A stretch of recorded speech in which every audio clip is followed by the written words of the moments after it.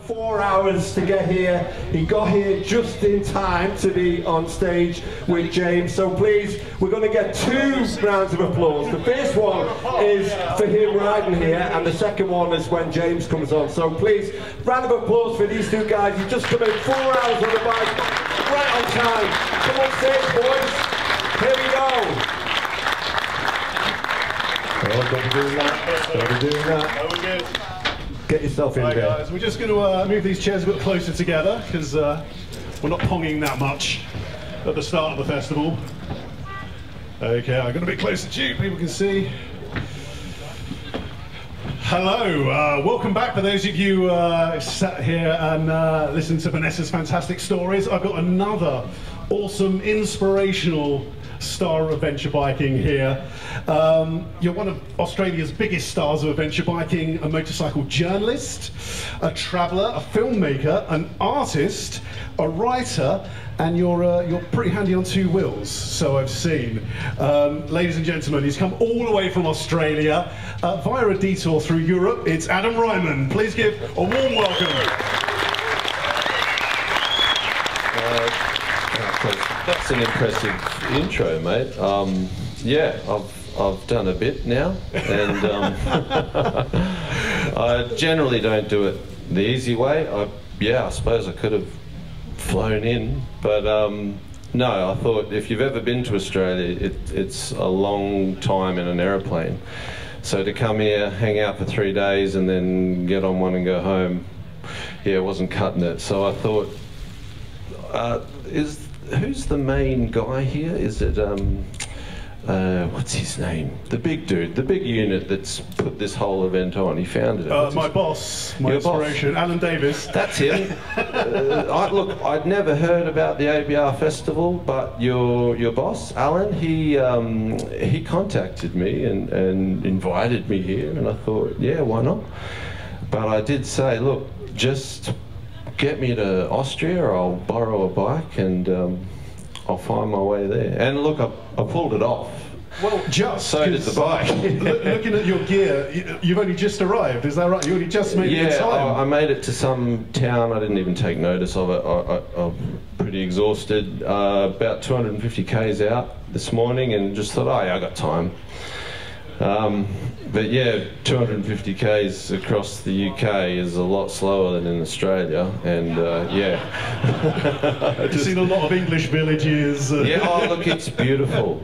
It really is. I latched onto the Trans-Euro Trail off the ferry yesterday, and I was hoping to, you know, try and get amongst it, the off-road, and all I felt like I was doing was cutting through everybody's farms and properties. Back gardens sometimes. Somewhat legally.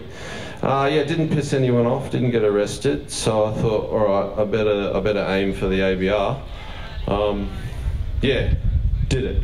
And credit to the big husky over there, didn't miss a beat. So we'll talk about your incredible career in motorcycling, but it'd be great to find out just a little bit about your detour.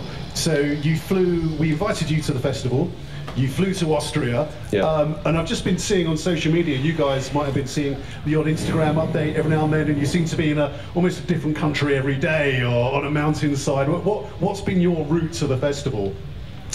So obviously the starting point was Austria, incidentally, because of the Austrian motorcycles, and I have a very good relationship with them. So it was just like, oh, I need a bike, and they're like, yep, here you go, take the Norden, cool. And I rode it straight down, because you can't really ride much off-road in Austria. So I straight lined it to Italy. I've got a good friend there. You may have heard of him. He's former multi-world enduro champion, Giovanni Sala. Oh, legend, right? Anyway, he's moved into the adventure bike game as well, and he's teaching people stuff. And it was just good to chill and hang out with him. And we went to another little smaller Italian riding school thing, adventure bike crew. And once that ran its course, I just locked onto the TET, the Trans-Enduro Trail, and we hit the Italian Alps, the Dolomites, I think. Yeah. some of the best off-road tracks. It was borderline enduro, like really rocky, steep. I'm thinking, well, I didn't see anyone else out there, but it was actually pretty challenging. It destroyed the tyres in the first, week. And from there, I linked it all the way up to do a crossover into Switzerland. Again, Switzerland, you can't ride off-road there, so it was just a transit stage into France, camp by a lake. That was pretty cool. And I was sort of just keeping an eye on the ferry time and to see how much of the Trans-Euro Trail I could ride in France. And yeah, it was an eye-opener. Beautiful villages, great food. Again, it's so populated, I felt like I was just riding through people's farms and backyards, but that's the GPX file that you download off the internet, and they've mapped it. That's so your jail card, isn't it? Yeah, it kind of is, and even more so if you're, an ignorant kind of foreigner. But yeah, got away with it. Really good experience on the bike on a whole 4,700 Ks, I think I just clocked coming in here, 4,650 or something. We should have had a beer ready for you when you came to the stage, if I'd known that. Yeah, there's been a few, sampling of the different beers in different countries, but... which has the best beer? Maybe the UK? No. Oh, well, we'll find out tonight. Well, I got all weekend, but yeah, geez. And look, they've even got us on the clock here. That's it. That's it's pretty big. That's it. Okay, it's great to have you here. And before I speak to anyone on stage, do a fair bit of research, and I've watched a few of your videos before, so I already knew kind of a little bit what you're up to, but I kind of found myself going down an Adam Riemann rabbit hole, and I think I lost maybe 2 days of just YouTube, and it was a pretty awesome place to be honest with you. I've written down a load of stuff you do. You've got like incredible travel documentaries, like long length travel documentaries, films, you've got bike reviews, off-road training, and you mix it with just this huge slab of kind of inspiration and almost like trying to find the meaning in life through motorcycling. How would you sum up your day job? It's absurd to think that, I've just had, look, there's a work element to it, obviously, but to think, back in high school, I never thought I'd be, riding motorcycles for a living, turning it into a business, and the more fun you can have, or how can I say, the more of the world you can experience doing it, the more money you're kind of going to make. It's weird. This is what the digital landscape is providing now, all these absurd careers. You didn't talk about it 5 years ago. If you're out to dinner with people, they ask you what you do, and you're almost embarrassed because they're like, fuck, this guy doesn't work. Is it YouTube as a kid? Like, it's just... And now I think people are starting to get it. Influencer, I hate the word. Sorry. I don't think I'd call you an influencer. Yeah, I'm not into it. No, there's too much substance to what you do. So obviously you do influence, but a huge amount of time, thought and experience goes into creating some of your stuff, doesn't it? Yeah, that's the goal every time, is that the long length ones you're talking about is, I believe, Moto Nomad. There's a 3-part series there, and part 2 especially was effectively like riding your own Dakar and filming it independently off the bikes. I mean, there's a bit of a theme there. The Moto and the Nomad element is single cylinder KTM 500s with no more luggage on it than less luggage on it than what's attached to that. And the main focus, I didn't bring it because I just wanted to tuck it away. I've got a backpack full of camera gear, and that's the biggest Is your back not aching? That's the biggest priority, because the whole focus is about capturing a travel story, incidentally, on motorcycles.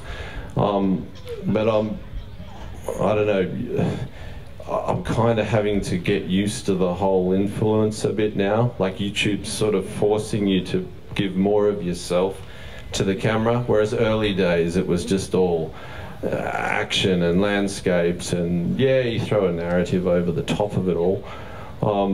But for me, to capture, who would ever have thought motorcycle stories would ever be so cinematic? And for some reason, many years ago, like as a racer, I just had a real passion for that, for the photography, for the imagery.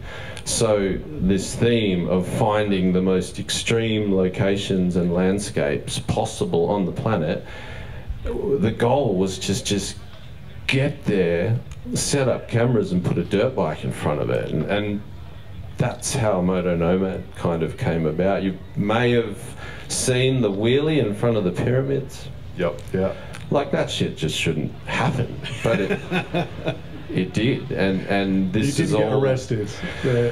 Well, arrested would be the least of your worries. You know, like, yeah, I was a bit younger then, a lot more ignorant of political climates, and didn't have kids, so yeah, I didn't.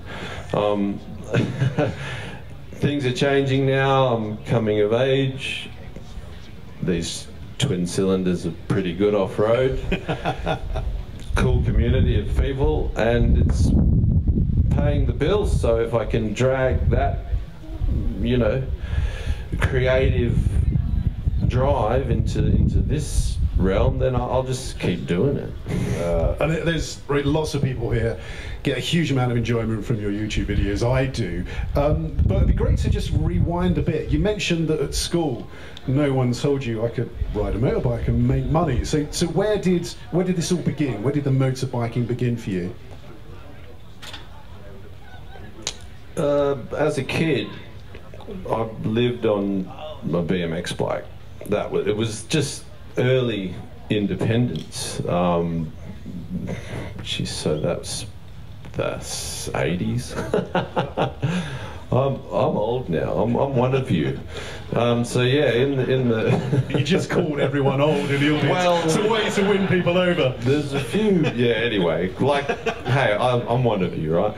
But yeah, in the 80s. So growing up, it was you just lived on BMX bikes, and so the element of freedom came with that, and then that progressed to, you know, high school. You're getting a job at a pump and petrol, or being a checkout chick. You got a few bucks in your pocket, and just fatefully met a young, you know, another kid from high school that lived on a farm and had a dirt bike, and he put me on the back and just held this thing pinned, and I just couldn't fathom that we were even going to survive, because I thought, there's no way that we're going to get ejected any second now. It was a little RM80 two-stroke motocrosser, and it just planted a seed, and I ended up buying that little old thing off him, and it was a box of shit. It just, you'd have to spend 8 hours working on it to get like 45 minutes riding, and then something would fail. But it was the building blocks to independent motorcycling for me, because I had to make the money to even have it, to fuel it. I had to find the money to buy the parts, to fix it. If I wanted to be out there with my friends, who incidentally, we formed this little crew and would go out camping on the weekends, and completely illegally, because none of our parents were into it. They weren't loading up our bikes and taking us to places you could legally ride. That didn't exist. You just scoot out your driveway and make it to the forest without, you know, dodging the cops and people trying to, you know, we're like bandits, 14, 15-year-old bandits, but we just wanted to ride our bikes in the bush. And that was the beginning of all of it. 80cc went to a 250cc, Then my first licensed vehicle was a KDX 250. I was riding that back and forth to an apprenticeship, ended up racing it on the weekends, just destroyed the thing and had to have it mechanically functional to get me to work on Monday. And it just went, my whole life from 15 years of age literally was motorcycles. And then once I hit the racing scene, yeah, that led to sponsorship and then opportunities to work with the media, and it kind of just spiraled from there. This is all just outside of Perth in Western Australia. Yeah, and as well as being a very well-known YouTuber and filmmaker now, you're also a very well-respected journalist in Australia, aren't you, when it comes to print media?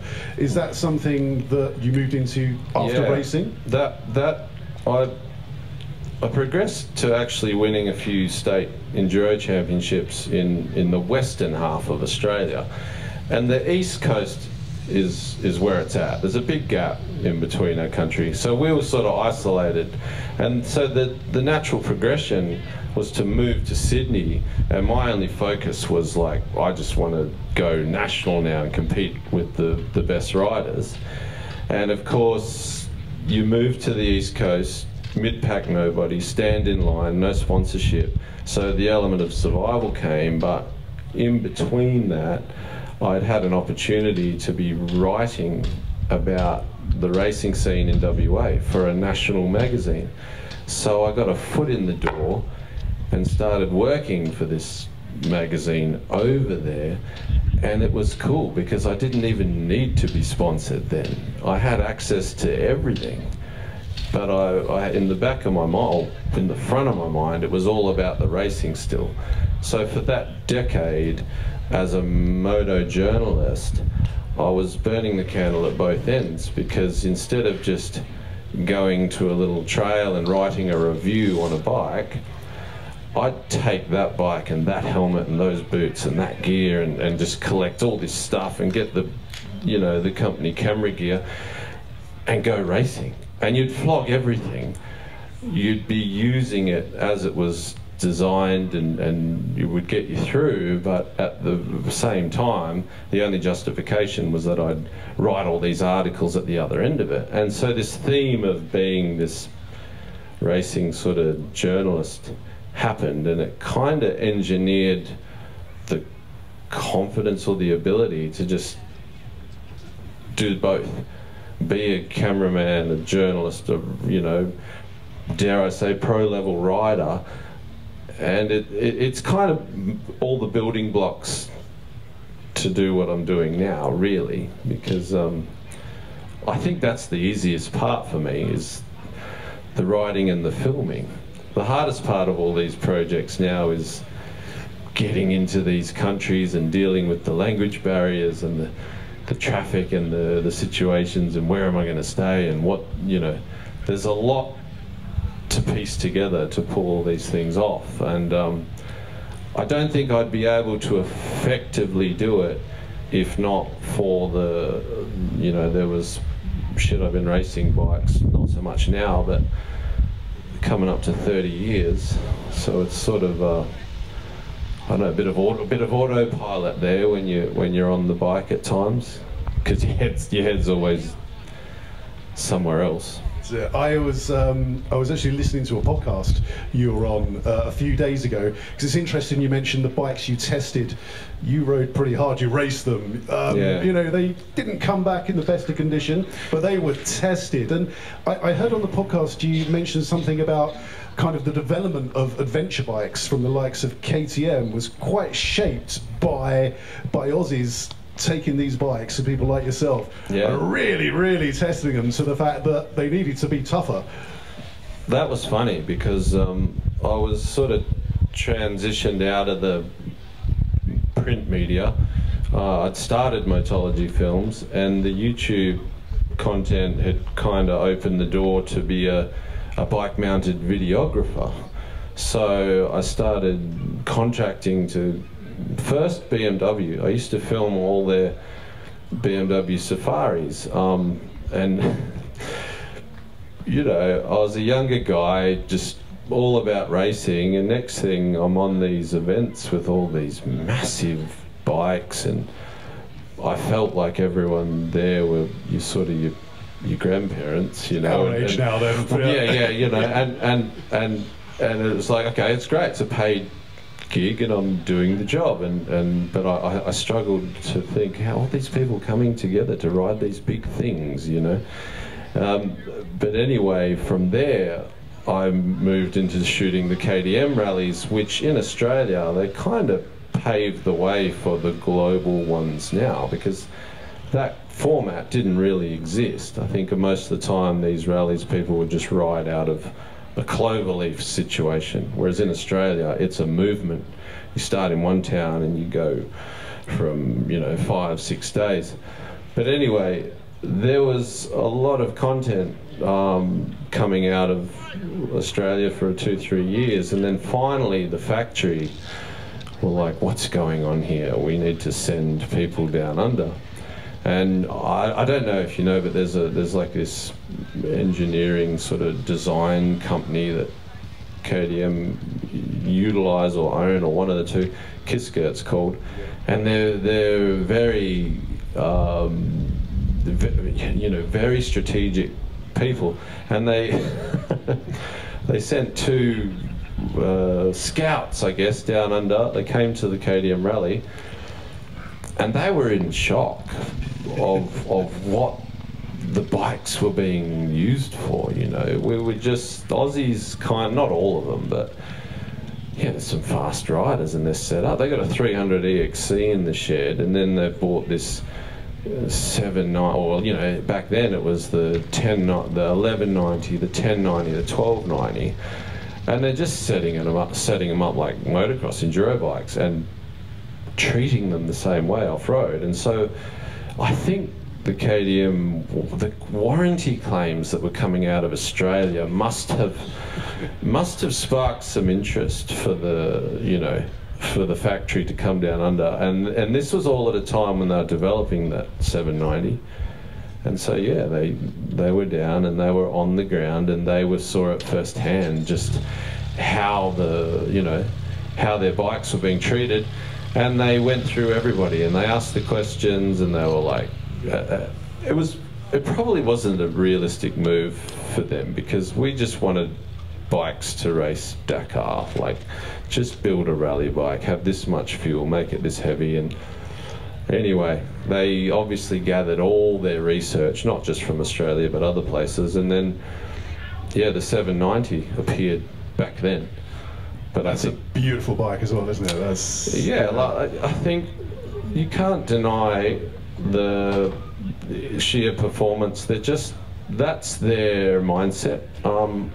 I've never spent more than 10,000 kilometres on one. They're around, they're getting on. I don't, long term, I don't really have anything to do with the earlier bikes, but I'm constantly, I'm not supposed to say, but that's effectively an orange machine right there. Yeah. But they have the target. KTM has the target on their back. All these manufacturers, all of them, Ducati, Aprilia, they're all trying to get a piece of that KTM performance. And if you line them all up and seriously hammer them off-road, that's where I think KTM are leading the race there. It's just the sheer off-road rideability off-road. You broke a few to that to happen. It wasn't just me. God. It's all good. They're not in the audience. I think it's fine. My old mate Christopher Birch has a bit, can take some responsibility there, and yeah, like it's really created an epic movement for the motorcycle manufacturers, because they're kind of like the flagships now, aren't they? No one really cares about 1000cc sports bike. What can you do with them? I'd hate to know. I hope I haven't racked up too many speeding fines on that thing, but it is so restrictive out there. Where do people ride these sports bikes? Yeah, I don't think we've got many sport bike riders here, to be honest with you. No, what do you do with them? Yeah. So you can see why they all want a piece of the action. There's manufacturers you've never even heard of releasing the latest, greatest adventure bike. They're everywhere. That's it. An adventure bike. Adventure Bike Rider, the magazine, and the festival we're all here is all very much about motorcycle travel, which is a real passion of yours, and it comes through in your work. And I've got a quote here that I got from one of your videos that just stuck with me. And you said, you won't truly find your place in the world without traveling a great distance. And it's not the sort of thing you usually find at the start of a bike video when you're on YouTube. So what is it that keeps you exploring? Because you've been seemingly everywhere. What keeps you driving to go to new places and keep exploring? This is probably not the answer you want to hear, but it's paying the bills now. So I can tell you're an Aussie. It could be worse. It could be pouring concrete, and I've done all the shit. Right? I've done it all. So I love riding, with or without the cameras. I love riding, and I do really love capturing the act of doing so at this level. To see the world, to combine it all together, I'm realising the biggest downside, the only downside of it really, is that to do all this means spending time away from my kids. But again, I'm grinding, so it may not look it, but yeah, I'm grinding right now, and that's huge motivation to be as professional as I can. I've got great sponsors, you know, head to toe, just the right ones. And then there's, you know, the algorithm game of YouTube. That's a tricky one. And then the existing feature films, the Moto Nomad one. They're still trickling in the background, you know. When everything's, you know, when things aren't looking good, they're still keeping things afloat, which is great, because you can't deny some of those stories. And it's not like I'm ever trying to go bigger and better and outdo them. I think, yeah, it's actually I don't know if you got the answer you wanted out of that, but there's multiple levels to it. If not this, it could be underground mining or under it. I'm actually a diesel fitter. I'm actually a diesel fitter by trade. And at 23 years of age, I'm thankfully had the foresight to go, fuck this, I'm not laying under a hot diesel anymore. And I took off around Australia on an XR600, and no money. It's a gamble. That was 23. 6 years later, I was 29, and I got my foot in the door with the motorcycle media. I was 29 years old, and I had a gear bag, a shitty old car, and about $450 in the bank. Moved to Sydney. Like, if a female's looking at your credentials, just some dirt bike rider, he's 29, got 400, you know. Some might call it romantic. You kind of nobody, but for that decade, I just invested in, it sounds weird, but I just invested in my name, I suppose. And then the video stuff and what you pick up along the way has just been learning how to monetize that and yeah, maintain putting your best foot forward with the riding, with the brand representation, with the travel, with meeting people. It's not always easy to, you know, put on a big smile and be the happy guy, but in general, the connection of motorcycles with everyone. It's really an awesome working environment. So I can't really see myself doing anything else. Could be worse, couldn't it? Yeah, Could be worse. One of the things I get from your videos, and there's just an honesty about them. Whether you're doing a bike review, whether you're traveling the world, you're not there, I don't know, you're not there trying to sell this wonderful place. But there's this sort of, you seem to kind of find the essence of travel. You know, there's a poetry to it, even if you might not admit it yourself. Is that something you kind of actively look for, the meaning behind motorcycle travel, or is it just naturally as a storyteller? Because a lot of YouTube videos can be a bit bland. I'm here, I saw this, I'm hungry, I'm tired. But you seem to find the meaning behind it. It's never there before. The formula hasn't really changed since Moto Nomad.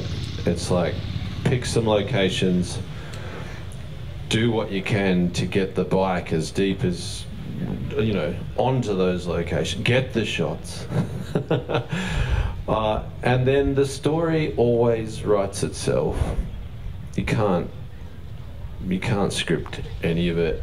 And I've found, in just by nature of picking these target locations, and again, the windows are getting shorter now because I try and cap it at 3 weeks so I'm not away from my kids too long. But when you go, like,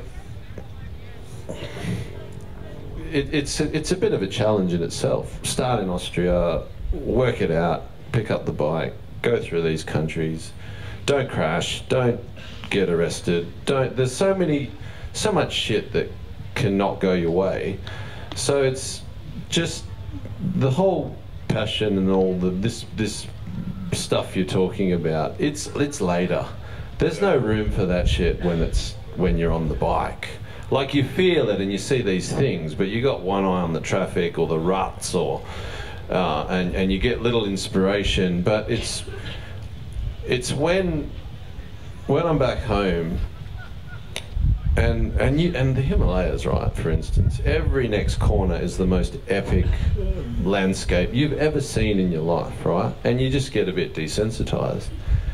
But then 2 weeks later, you got the laptop open and you're just going through all the footage. It's generally not 2 weeks. I'm into it on the plane home, but you know what I mean. When you actually start building the story, you're inspired by the content you've actually. It's quite mind-blowing. You're so A-game at the time, you don't always take in the, you know, this romantic side of it you're talking about. There's little things that happen, but after it, to try and fill in the gaps and give a message that you were so, you know, you wouldn't have captured or delivered some message because you're on the gas, you just got to get here, you got to get there, and it's very mechanical and action-packed. For me, and a lot of these quotes and all this stuff, that all comes after. You just sprinkle that in after and try and... There's obviously an underlying meaning. Like, I just did the Himalaya, I barely even recovered from the Himalayas, and here I am sitting with you after riding all across Europe. But I will say the Himalayan trip was something that was very personal from the beginning. So that was already... The seed was planted. Because you rode there with your dad, didn't you? Was it 12 years ago? 12 years prior. And it was tumultuous, is that the right word? You guys are intelligent. Is tumultuous the right word? Rocky? Oh, yeah, like with the old boy, you know, like, fuck it. And so he's gone, and I'd considered, my brothers, they don't really ride, and I could tour guide them through and have this thing, and I thought, yeah, you know what? I just got to go back there myself and process it all.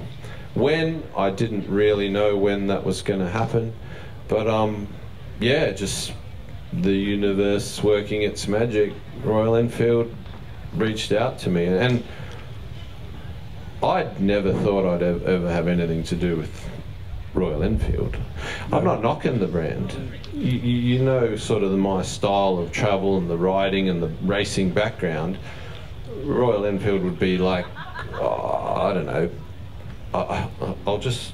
It's exploring, isn't it? Yeah. Well, it's just like classic street. I don't even own a road bike, never have. The Warhorse is the closest thing I've ever owned to a street bike. There's a Warhorse t-shirt right there, and there you go. I would have packed that thing myself and sent it to you.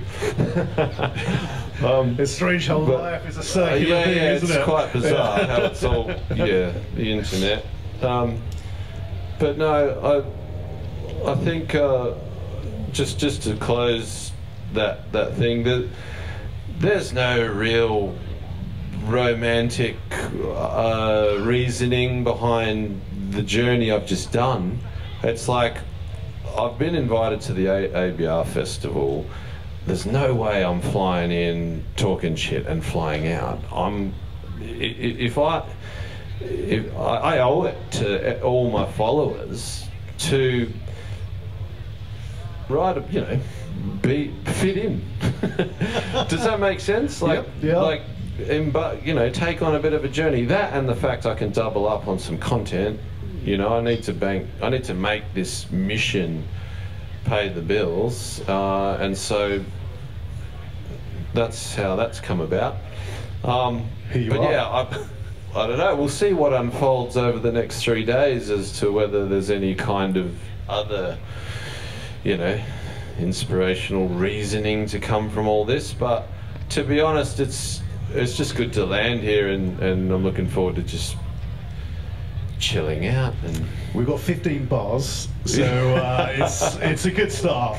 I'll get on. Look, I will say I'll get on it tomorrow night. I just want to close the video chapter of all this, which will be these talks, and I am staying in a hotel.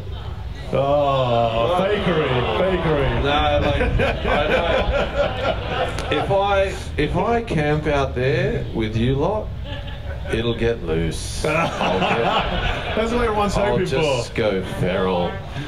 I'll go feral. So yeah, I just want to close this project. I've got another chat in the morning. I think I got a demo ride on the big girl, and I want to ride the grass tracks coming in. There's tracks everywhere. Yeah, 40 kilometers of trails. I've got basically surrounding us. Where's the KTM truck? It's over that way. So I can get there. Now I've got to put them on myself, but I've got some fresh tyres. They're going on.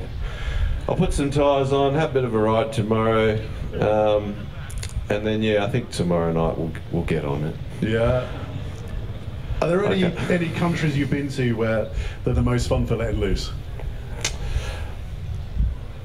Oh, it's they all have their they all have their weird and wonderful ways, and of course, fun comes in different ways. You kind of want to be respectful when it comes to alcohol, but then you get to the countries that are all about alcohol, and it is fun. I mean, I've done way too many kilometers than I should have hungover. Like the rallies, the KTM rallies in Australia are just one big piss up. You're just riding from one town to the next, just consuming it with motorcycles, and then emptying their liquor stocks, and then moving on through the bush, sweating it out, and you're like never drinking again. And then by the afternoon, you just, the first thing as soon as your helmet comes off is just to give me a beer, and it's just the cycle. Look, it's part of the culture, but I do try and pick and choose my moments now. Well, you come to the right place. Yeah. If you fancy doing that again. Just give me another 24 hours, and then we'll get into it tomorrow evening. leaving the party in aside, I did want to chat with you about the way you put together your videos, because we all sit there, we all enjoy them, but you're a one-man band, aren't you? There really is no one else.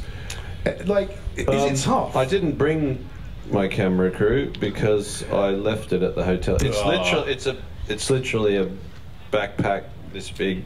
You've seen it in all the shots.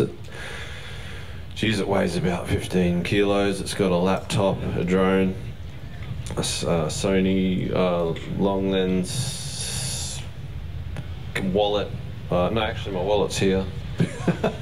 Yeah, I've got just enough space for the things I need, you know. And it's funny, my kit.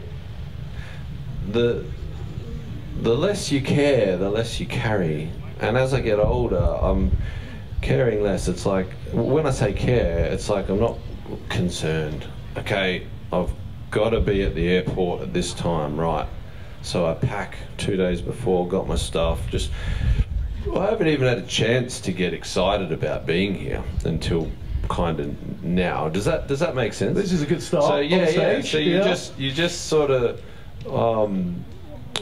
The focus is ultimately delivering to you guys, the followers, the channel. I've obviously got a signature, which is what you've been talking about. So as much as it looks like the time of your life, a happy little holiday riding from Austria to the UK, and it is, don't get me wrong, but there's that element of banking the shots, filling the hard drives, and that's the, you know, compressing all that onto a bike and getting it done in a way that is still staying true to those cinematic values you're talking about before. Yeah, that's probably what's, I don't want to be the one to say it, but it probably is what separates Motology from a lot of the other I'd agree with that. I would. Are there ever days when you might be hungover, or you're just thinking, oh, I just cannot face doing this? I'm in the Himalayas, the riding's tough, the weather's tough. Are you dedicated to, no, I've got to capture everything? Yeah, you do. And just on that, Moto Nomad 2 was a tough one. We did 9,000 kilometers from Kazakhstan through Russia and into Mongolia, and you know, without going to too much detail, it was a bit of a rush piece together in terms of the crew, the fellow riders, and it's a pressure cooker environment. Like, you're living out of each other's pockets, and not everyone sort of understands what's involved to get you know, bank all this footage and create the story. But long story short, we were thousands of kilometers into the ride, and there'd be mornings where you'd have to ride, you know, you've been in the tent for 3 days straight, you've run out of everything, all you've got left is literally fuel in the bike. And you'd be going through these towns where not even a shutter would open. It's like 7, 8, 9 o'clock, and you just press on for another 100, 150 Ks. So you've woken up out of your tent and you're riding for up to 200 kilometers before you've had anything. And you've got to stay motivated to keep setting up the shots, grabbing the footage, keep the story rolling. And you sort of have rest days, I suppose, where they're not even days, they're like an afternoon or something, where you just get off the bike, just find somewhere. I've got to charge stuff, drones and camera gear and batteries and laptops and all that. Like, it's a mobile little media. I got a Mac like exactly like that. Yeah, it's my body armor, actually. Yeah. Because it's expensive body armor. Well, it has to be, because the drone and the Canon are on the other side of it. You go over the bars, you don't want to be landing. You want to be landing on a flat surface, you know. So just to give you an indication of the headspace, yeah, it's project mode, and luckily it's riding motorcycles, because I don't think I could be this passionate about selling washing machines or you never know. You never know. I am currently an owner, and I'm not trying to undermine anyone else's careers or what they do, but it's not all luck and lucky. You know, it is a grind. It is really hard work, but the satisfaction that comes at the end of it, and it's getting a bit out of hand now, but with the scale of interaction from followers. But I do read the comments, and one of the best things is just seeing how the effect it has on some people, you know, and that, you know, I get a little bit personal in my videos here and there, but they dump a lot more back, and in a positive way, that it's got them out of some hole that could have gone in who knows what direction, and they've dug their old bike out of the shed, or they've gone and bought one, and just, it's like, you know, motorcycles are the best therapy. I think we all know that.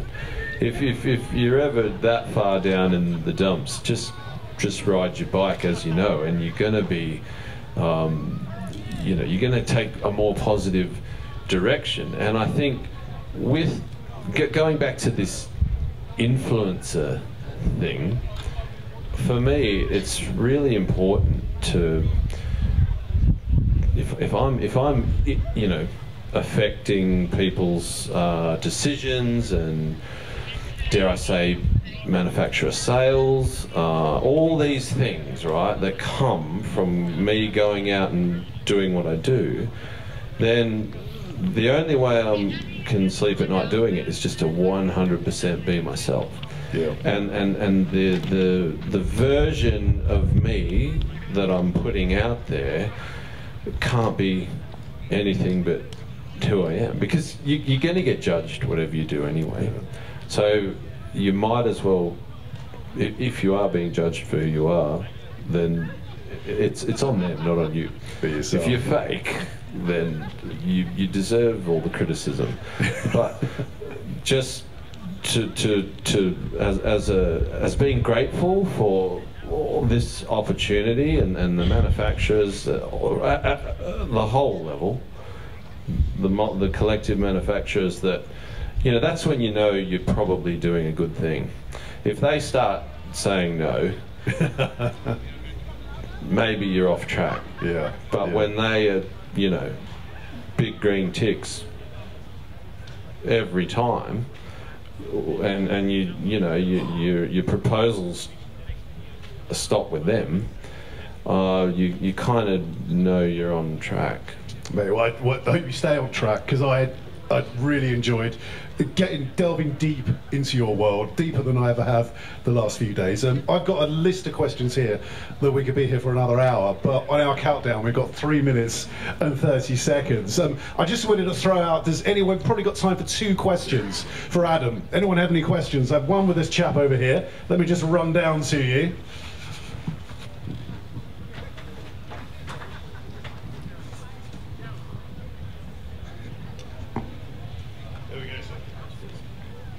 Hi Adam, your Tibetan tour that you just done, I was watching it and you was coming down in the snow. How tricky is coming down in the snow?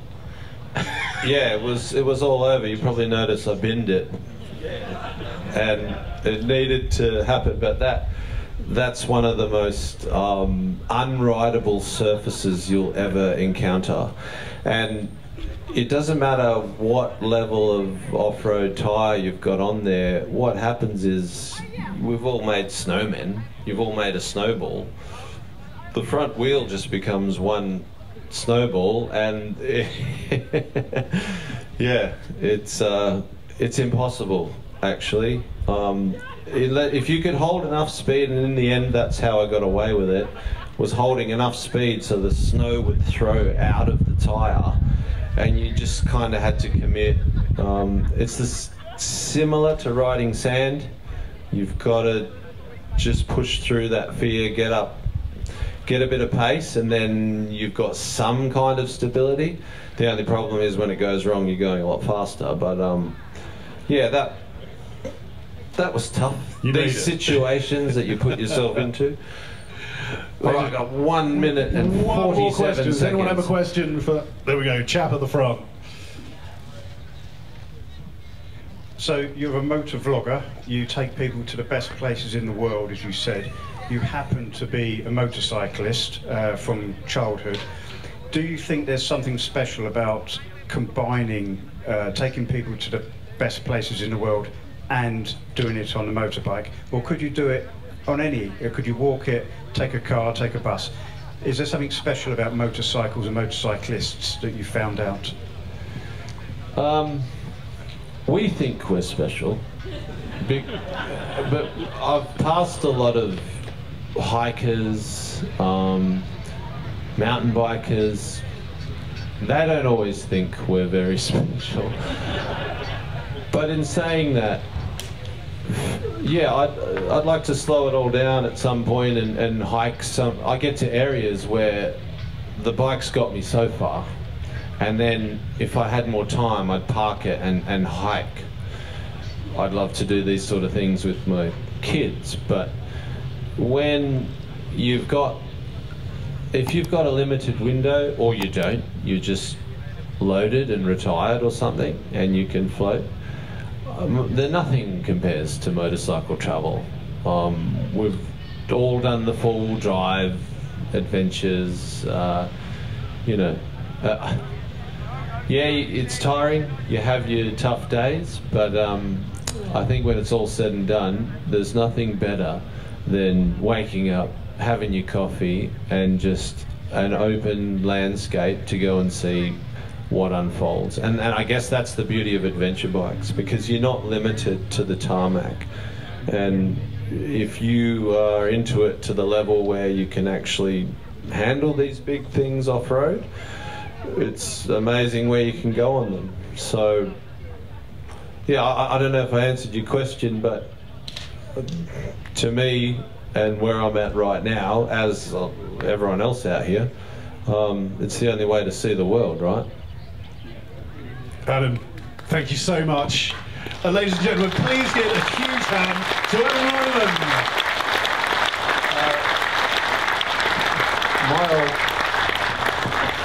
Thank you. You're going to ask me where to camp now.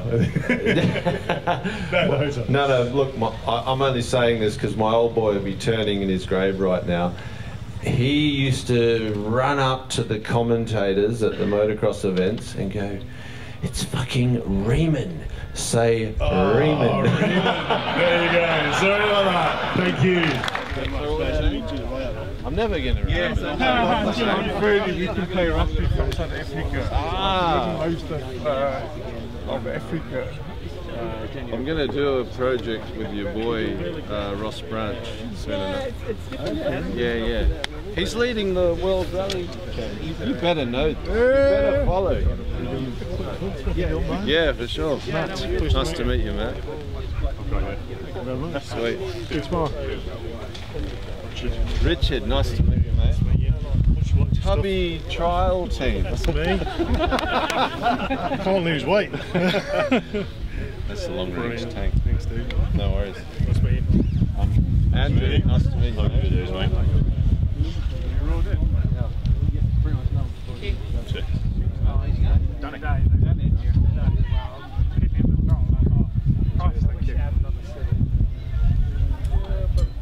But then I got stuck in a rut today, literally. Kick it over and drag it out. It depends where you're riding, really. Yeah, Because if you're riding sort of predominantly UK, Europe,